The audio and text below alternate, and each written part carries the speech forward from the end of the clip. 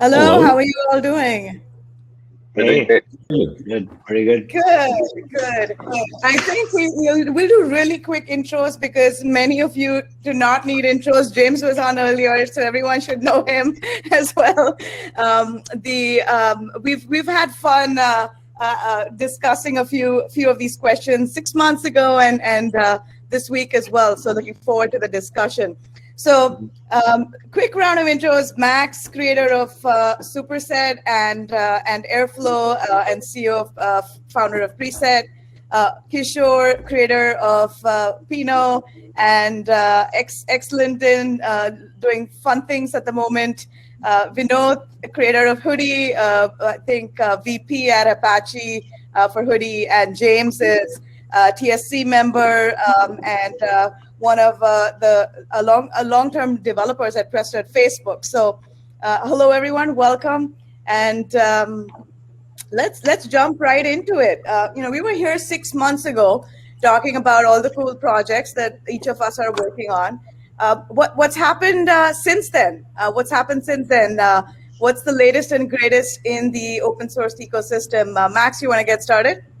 Yeah, I could get started. So on my front, we've been working on hard on Apache Superset. We released 1.0, which is a huge milestone that represents, I think, for us, kind of a certain level of quality and readiness and maturity, which is really exciting. Where I think we're at a place where open source can really compete in the data visualization, business intelligence space.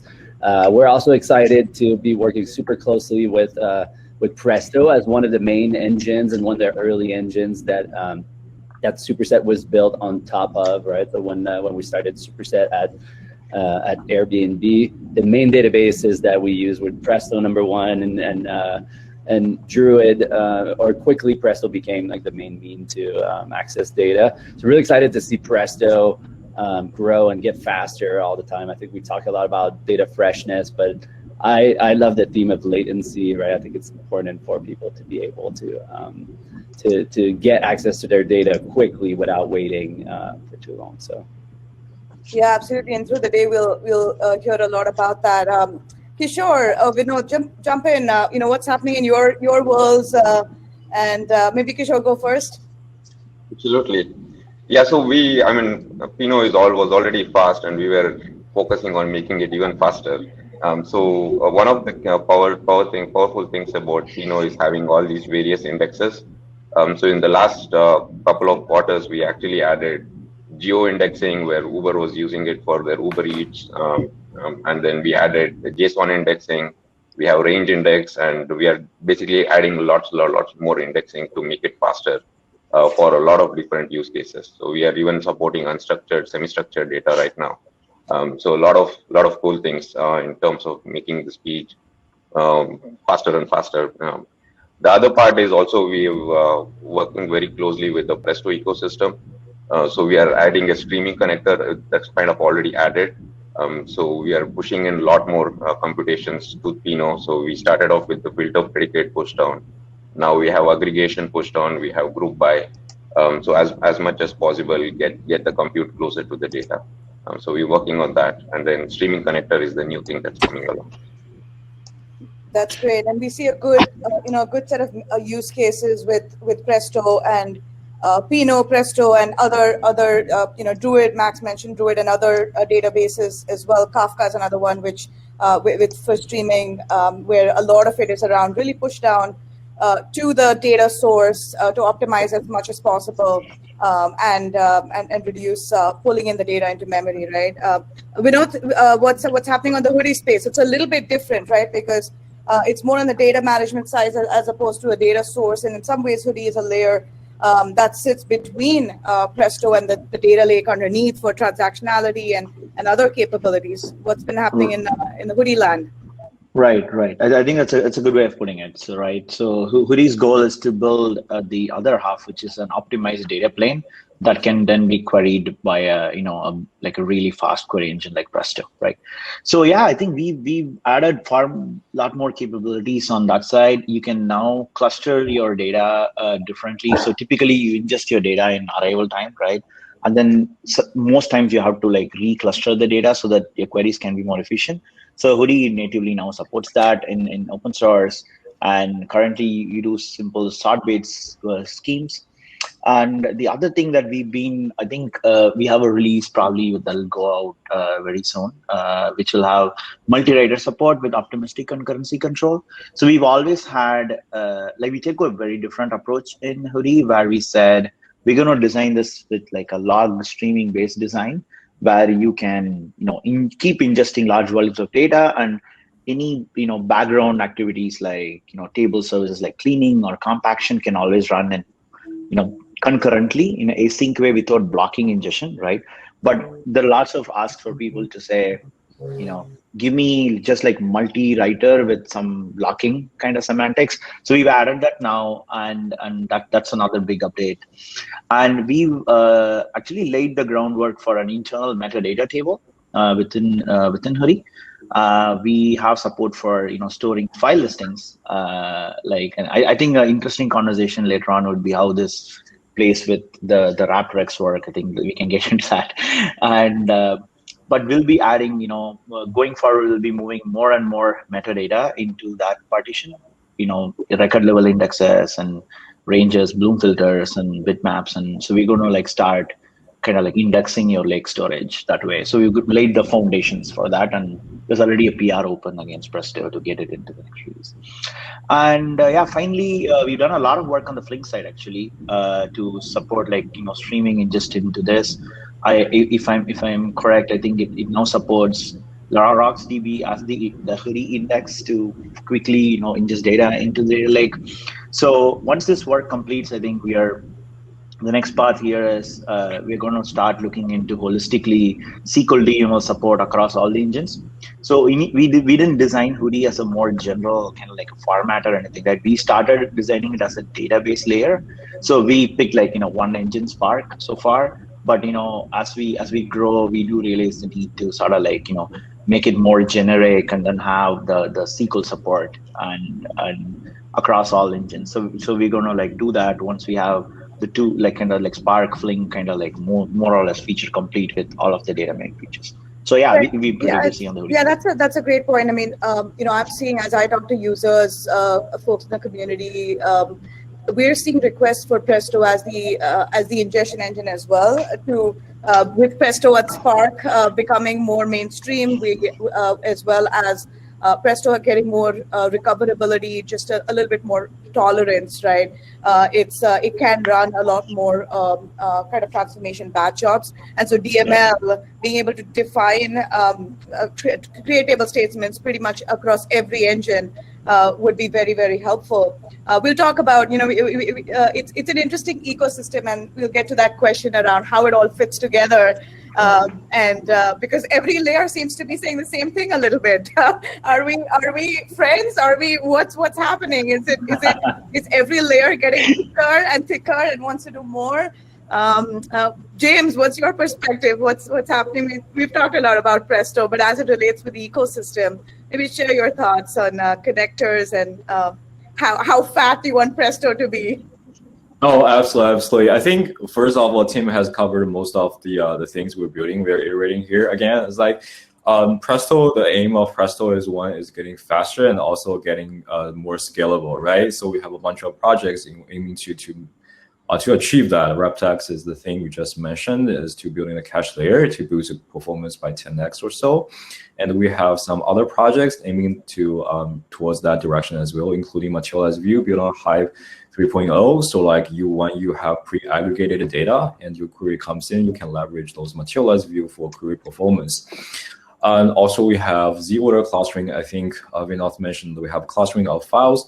Once with the Z-ordering, we're also kind of clustering the files together. So like you can prune your files back very effectively. And other than that, there are things like dynamic filtering is already there.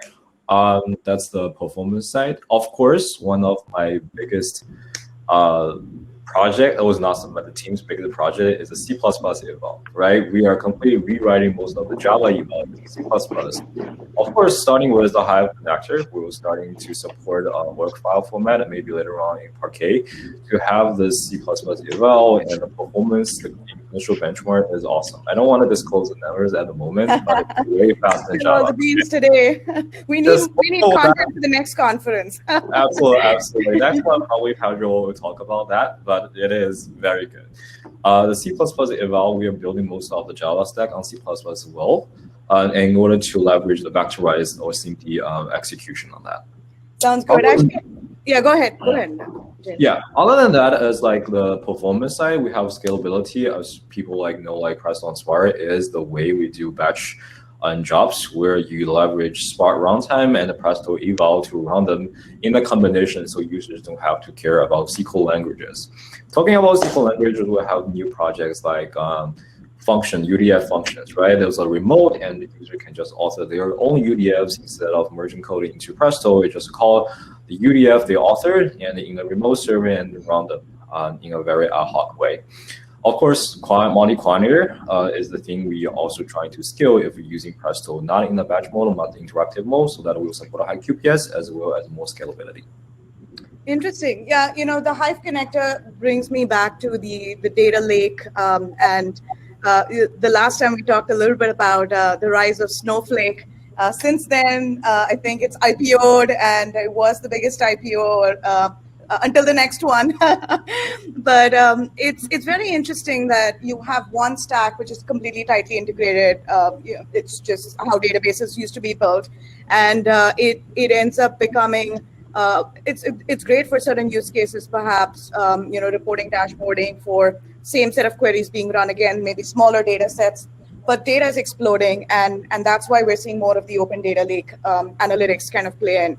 And just the projects we're talking about here, the ones that all of us are working on, are part of this modern data analytics stack, where you have Superset on the top, open source.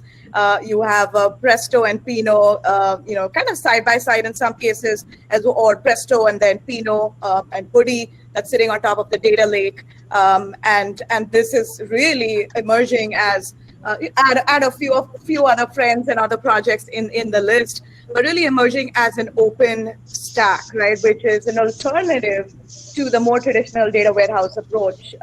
Let's talk a little bit about that, because users essentially are now either need to pick between one and the other, and so as you're talking with with the communities and users, what is your perspective? How are you guiding them through this choice, right? Is open source versus managed service versus proprietary? But perhaps Max, jump in and start us off.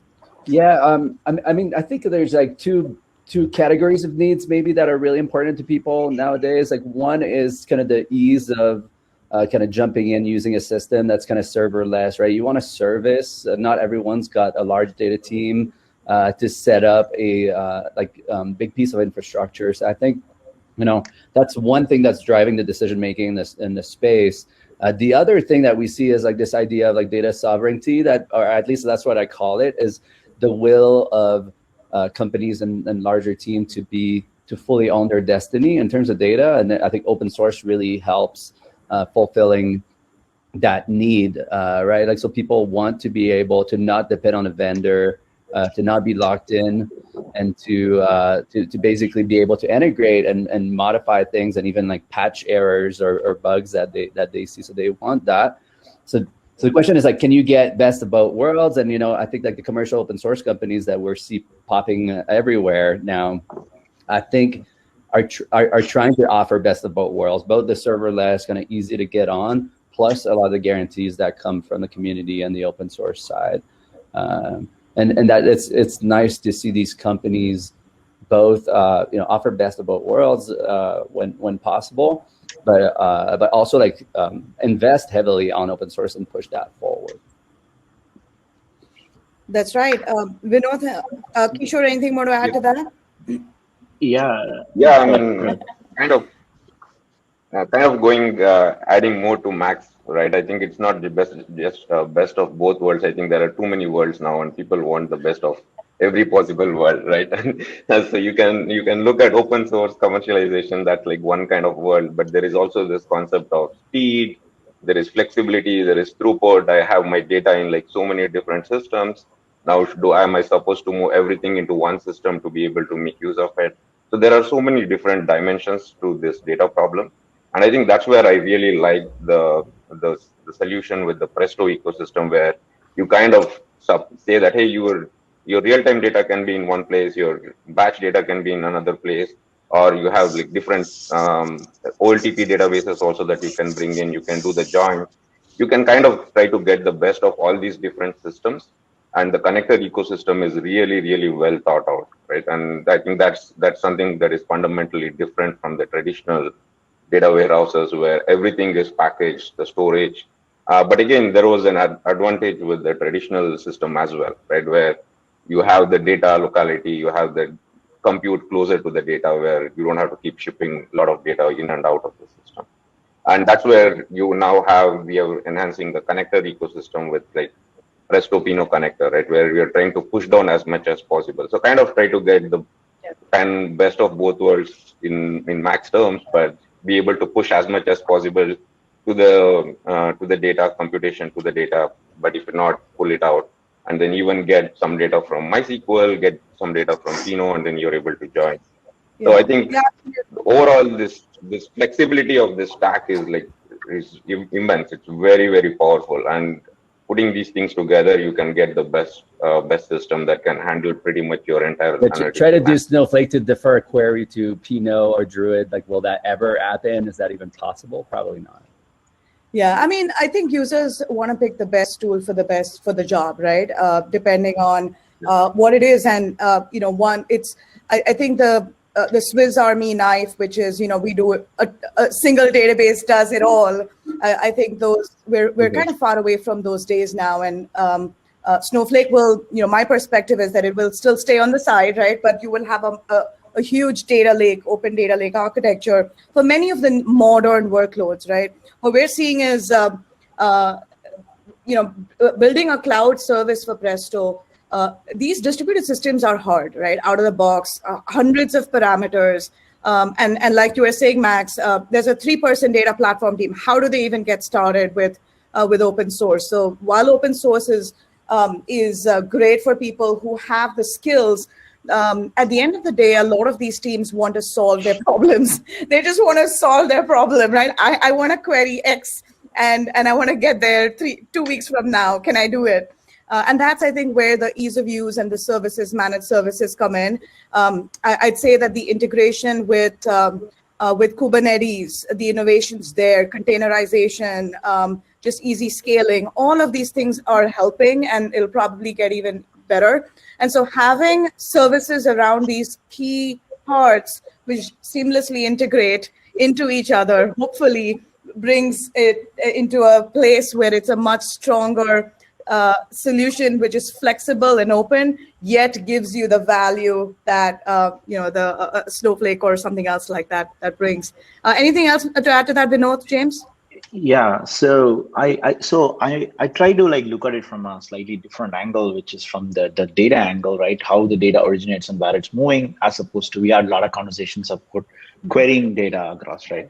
So when I look at it, what I see is most organizations actually, the two points, I think, why I think the modern data lake, the open data lake architecture is probably going to win out in the end.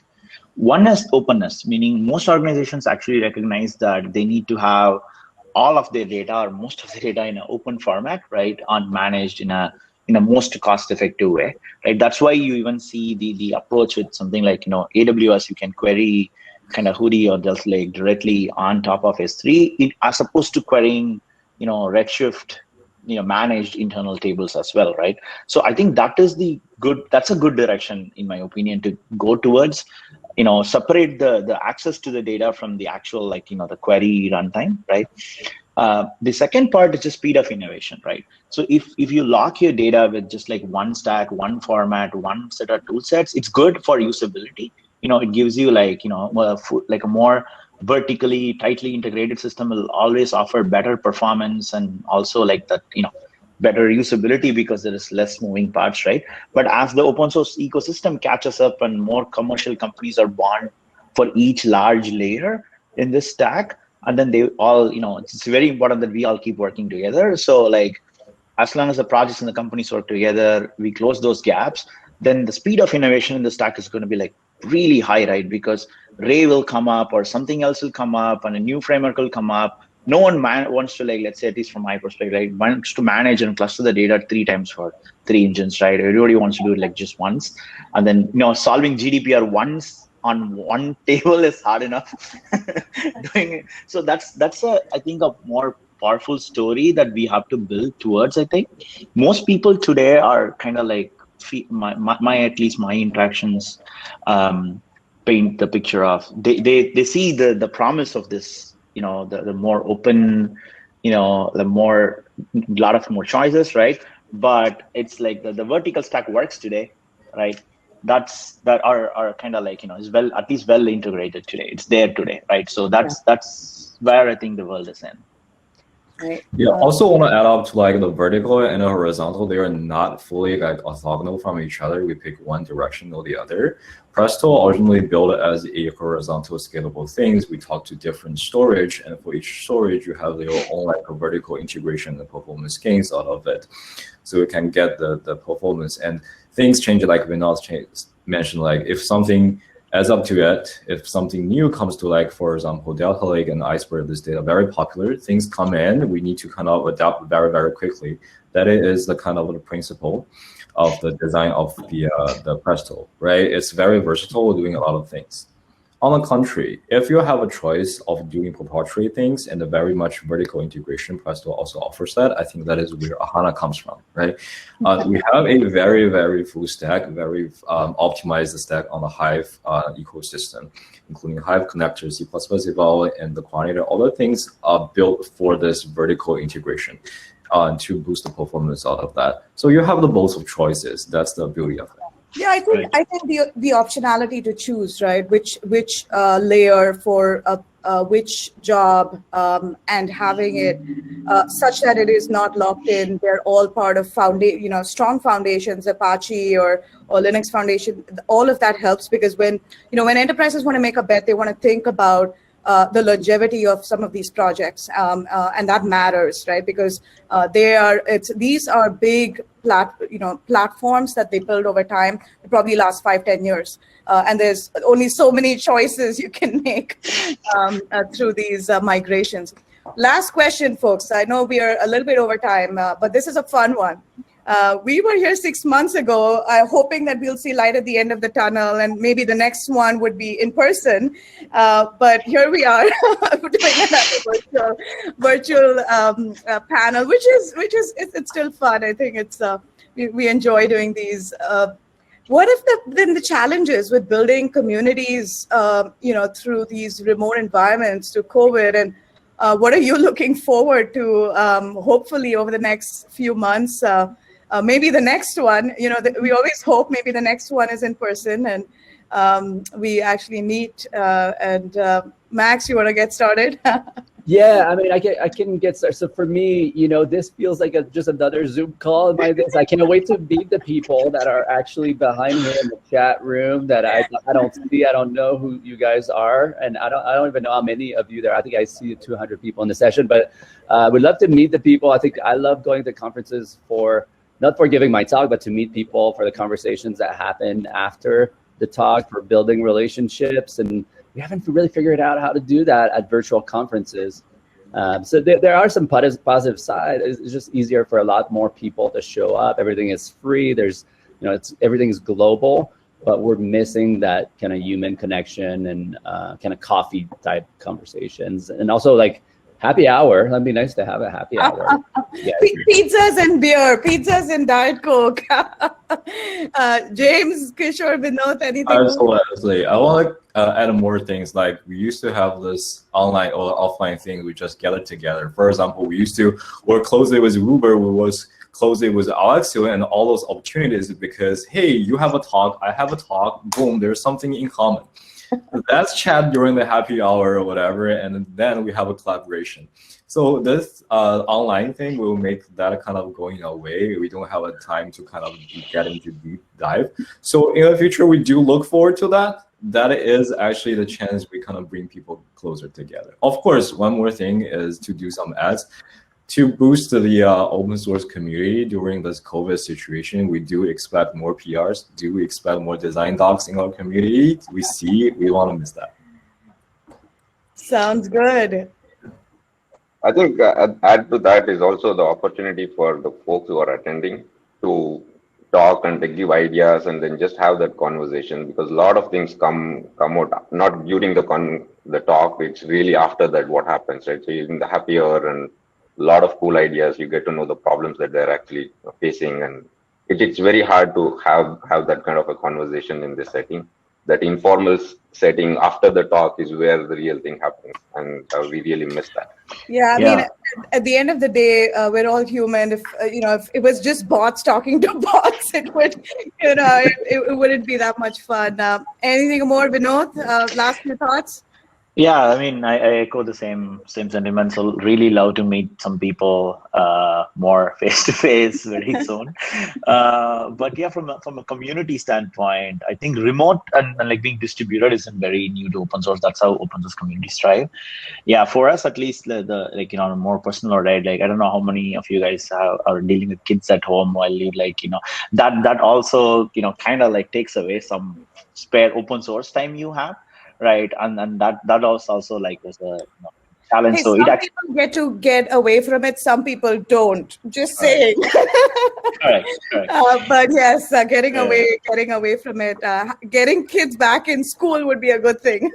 Yeah. I think I think for us that was like a pretty big hit initially, and then we slowly it forced us to get tighter with some of our processes, and we actually learned to be a lot more efficient in actually operating with it, because now you have very less time, right? So there's some good things that came out of it. I think it forced more discipline, but yeah, it is challenging. And then also not meeting real people in real conferences, those things keep your motivation level up, right? Like to keep supporting, there's also that.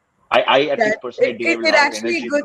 It's good to have a reaction, right? When you think you're funny and you have a you maybe have a good joke, and then there's nothing, right? Silence. See here, at least I can hear you guys laughing. That's good. At least it's not a stock recorded session. Oh yeah. This is better. Awesome. Well, this has been fun, folks. Let's hope for the next one to be in person. We'll bring on the Pinot and all the other great things that I've mentioned here in the chat. And thanks again, folks. Good seeing you all. Take care.